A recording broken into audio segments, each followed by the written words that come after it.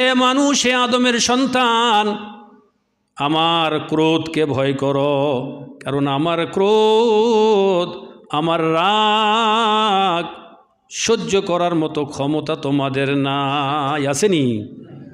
আমার আল্লাহ নবী সাল্লাল্লাহু আলাইহি ওয়াসাল্লাম বলতেছেন,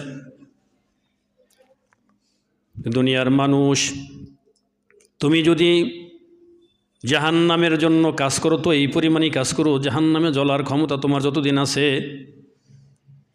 আল্লাহর সন্তুষ্টির জন্য এই পরিমাণ মেহনত করো।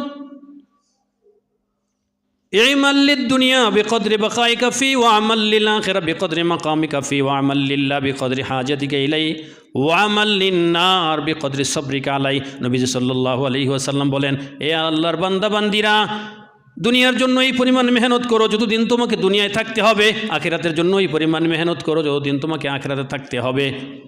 আল্লাহর সন্তুষ্টির জন্য এই পরিমাণ পরিশ্রম করিও, আল্লাহ তাআলার কাছে তুমি যতটুকুন ঠেকা আসো। আর জাহান্নামের জন্য এই পরিমাণ গুনাহ করিও, জাহান্নামে জ্বলার ক্ষমতা তোমার যতদিনের আছে। কতদিন জ্বলার ক্ষমতা আছে?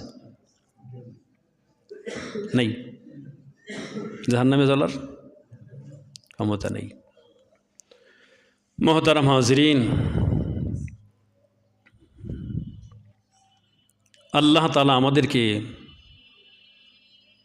তার নিয়ামতের কদর করার তৌফিক দান করেন, আমিন। নিয়ামত হাতে থাকতেই নিয়ামতকে যথাযথভাবে কাজে লাগায়া আল্লাহর সন্তুষ্টি হাসিল করে কবরে যাওয়ার তৌফিক দান করেন, বলেন আমিন।